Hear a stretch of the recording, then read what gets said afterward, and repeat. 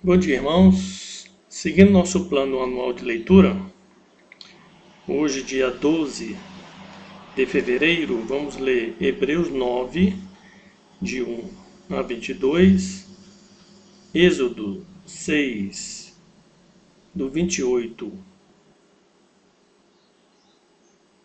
em diante, capítulo 7 e capítulo 8 até o versículo 32, e também Provérbios, capítulo 2. Então, Hebreus, capítulo 9, do 1 ao 22. Os ritos, ofertas e sacrifícios mosaicos eram imperfeitos e ineficazes. Ora, a primeira aliança também tinha preceitos de serviço sagrado e o seu santuário terrestre.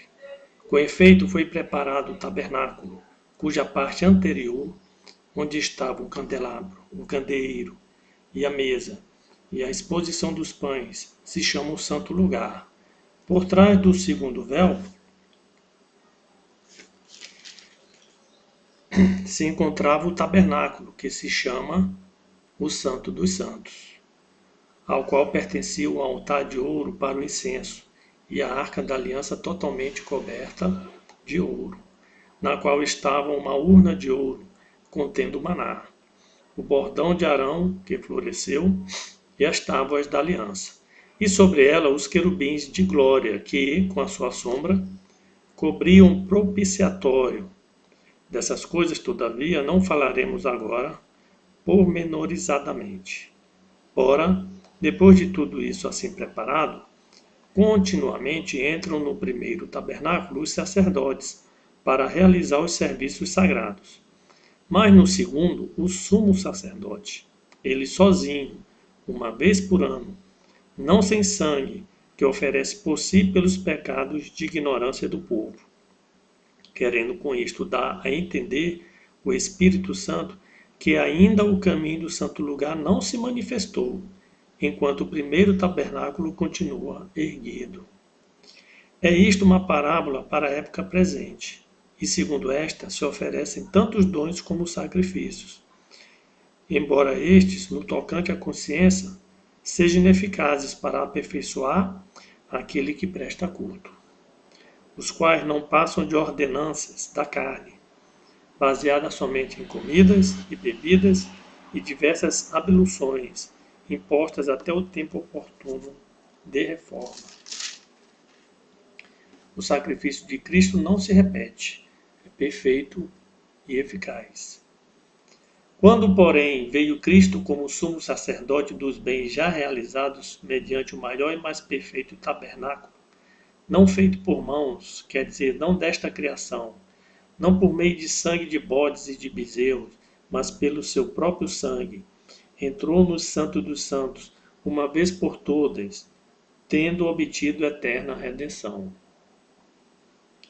Portanto, se o sangue de bodes e de touros e a cinza de uma novilha, aspergidos sobre os contaminados, os santificavam quanto à purificação da carne, muito mais o sangue de Cristo, que, pelo Espírito Eterno, a si mesmo se ofereceu sem mácula a Deus, purificará a nossa consciência de obras mortas, para servirmos ao Deus vivo. Por isso mesmo, ele é o mediador da nova aliança, a fim de que, intervindo a morte para a remissão das transgressões que havia sobre a primeira aliança, recebam a promessa da eterna herança aqueles que têm sido chamados. Porque onde há testamento, é necessário que intervenha a morte do testador, pois o testamento só é confirmado no caso de mortos, visto que de maneira nenhuma tem força de lei enquanto vive o testador. Pelo que nem a primeira aliança foi sancionada sem sangue, porque, havendo Moisés proclamado todos os mandamentos segundo a lei, e todo o povo tomou o sangue dos bezerros e dos bodes com água e lã tinta de escarlate e isopo, e aspergiu não só o próprio livro, como também sobre todo o povo, dizendo: Este é o sangue da aliança, a qual Deus prescreveu para vós outros. Igualmente também aspergiu com sangue o tabernáculo e todos os utensílios do serviço sagrado. Com efeito, quase todas as coisas segundo a lei se purificam com sangue, e sem derramamento de sangue não há remissão. Êxodo capítulo 6, do 28 em diante, também o capítulo 7 e o capítulo 8. No dia em que o Senhor falou a Moisés na terra do Egito, disse o Senhor a Moisés: Eu sou o Senhor, dize a Faraó, rei do Egito, tudo que eu te digo. Respondeu Moisés, na presença do Senhor: Eu não sei falar bem. Como, pois, me ouvirá, Faraó? Capítulo 7. Então disse o Senhor a Moisés: Vê que te constituí como Deus sobre Faraó e Arão, teu irmão. E Arão, teu irmão, será teu profeta. Tu falarás tudo o que eu te ordenar, e Arão, teu irmão, falará a Faraó, para que deixe ir da sua terra os filhos de Israel. Eu, porém, endurecerei o coração de Faraó, e multiplicarei na terra do Egito os meus sinais e as minhas maravilhas. Faraó não nos ouvirá, e eu porei a mão sobre o Egito, e farei sair as minhas hostes, o meu povo, os filhos de Israel, da terra do Egito, com grandes manifestações de julgamento. Saberão os egípcios que eu sou o Senhor, quando estender eu a mão sobre o Egito, e tirar do meio deles os filhos de Israel. Assim fez Moisés e Arão, como o Senhor lhe ordenara, assim fizeram. Era Moisés de 80 anos e Arão de 83, quando falaram a Faraó. Falou o Senhor a Moisés e a Arão. Quando o Faraó vos disser, fazei milagre que vos acreditem, dirás a Arão, toma o teu bordão e lança-o diante de Faraó, e o bordão se tornará em serpente. Então Moisés e Arão se chegaram a Faraó e fizeram como o Senhor lhes ordenara. Lançou Arão seu bordão diante de Faraó e diante dos seus oficiais, e ele se tornou em serpente. Faraó, porém, mandou vir os sábios e os encantadores. E eles, os sábios do Egito, fizeram também o mesmo com as suas ciências ocultas, pois lançaram eles cada um o seu bordão, e eles se tornaram em serpentes. Mas o bordão de Arão devorou os bordões deles. Todavia o coração de Faraó se endureceu, e não os ouviu, como o Senhor tinha dito. Primeira praga, as águas tornam-se em sangue. Disse o Senhor a Moisés, o coração de Faraó está obstinado, recusa ir o povo. Vai ter com Faraó pela manhã, ele sairá às águas, estarás à espera dele na beira do rio. Tomarás na mão o bordão que se tornou em serpente, e lhe dirás, o Senhor, Deus dos Hebreus, me enviou a ti para dizer, deixa aí o meu povo, para que me sirva no deserto, e até agora não tens ouvido. Assim diz o Senhor, nisto saberás que eu sou o Senhor. Com este bordão que tenho na mão, ferirei as águas do rio, e se tornarão em sangue. Os peixes que estão no rio morrerão. O rio cheirará mal, e os egípcios terão nojo de beber água do rio. Disse mais o Senhor a Moisés, dize a Arão, toma o teu bordão e estende a mão sobre as águas do Egito, sobre os seus rios, sobre os seus canais, sobre as suas lagoas, e sobre todos os seus reservatórios, para que se tornem sangue. Haja sangue em toda a terra do Egito, tanto nos vasos de madeira como nos de pedra. Fizeram Moisés e Arão, como o Senhor lhe havia ordenado. Arão, levantando o bordão, feriu as águas que estavam no rio, à vista de Faraó e seus oficiais, e toda a água do rio se tornou em sangue. De sorte que os peixes que estavam no rio morreram. O rio cheirou mal, e os egípcios não podiam beber a água do rio, e houve sangue por toda a terra do Egito. Porém os magos do Egito fizeram também o mesmo com suas ciências ocultas, de maneira que o coração de Faraó se endureceu, e não os ouviu, como o Senhor tinha dito. Virou-se Faraó e foi para casa, nem ainda isso considerou o seu coração. Todos os egípcios cavaram junto ao rio para encontrar água para água que beber, pois das águas do rio não podiam beber. Assim se passaram 7 dias, depois que o Senhor feriu o rio. Capítulo 8.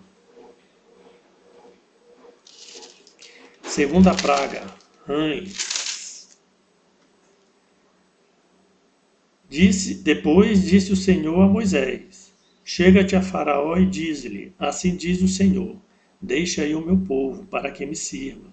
Se recusares deixá-lo ir, eis que castigarei com rães todos os seus territórios. O rio produzirá rães em abundância, que subirão e entrarão em sua casa e no teu quarto de dormir, e sobre o teu leito, e nas casas dos teus oficiais, e sobre o teu povo, e nos teus fornos, e nas tuas amassadeiras. As rãs virão sobre ti, sobre o teu povo, e sobre todos os teus oficiais. Disse mais o Senhor a Moisés: Dize a Arão: Estende a mão com o teu bordão sobre os rios, sobre os canais e sobre as lagoas, e faze subir rãs sobre a terra do Egito. Arão estendeu a mão sobre as águas do Egito, e subiram rãs, e cobriram a terra do Egito. Então os magos fizeram o mesmo com suas ciências ocultas, e fizeram aparecer rãs sobre a terra do Egito. Chamou Faraó a Moisés e Arão e lhes disse: Rogai ao Senhor que tire as rãs de mim e do meu povo. Então deixarei o povo para que ofereça sacrifícios ao Senhor. Falou Moisés a Faraó: Digna-te dizer-me quando é que hei de rogar por ti, pelos teus oficiais e pelo teu povo, para que as rãs sejam retiradas de ti e das tuas casas, e fique somente o rio. Ele respondeu: Amanhã. Moisés disse: Seja conforme a tua palavra, para que saibais que ninguém há como o Senhor nosso Deus.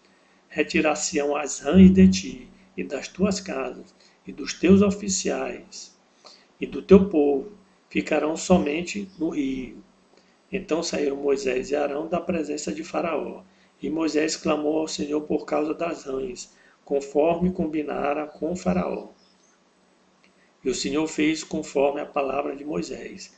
Morreram as rãs nas casas, nos pátios e nos campos. Ajuntaram-se em montões e montões, e a terra cheirou mal. Vendo, porém, Faraó que havia alívio, continuou de coração endurecido, e não os ouviu, como o Senhor tinha dito. Terceira praga, piolhos. Disse o Senhor a Moisés: Dize a Arão: Estende o teu bordão e fere o pó da terra, para que se tornem piolhos por toda a terra do Egito. Fizeram assim. Arão estendeu a mão com seu bordão e feriu o pó da terra.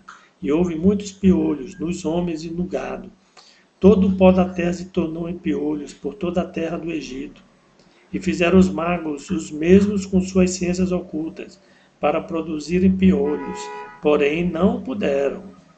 E havia piolhos nos homens e no gado.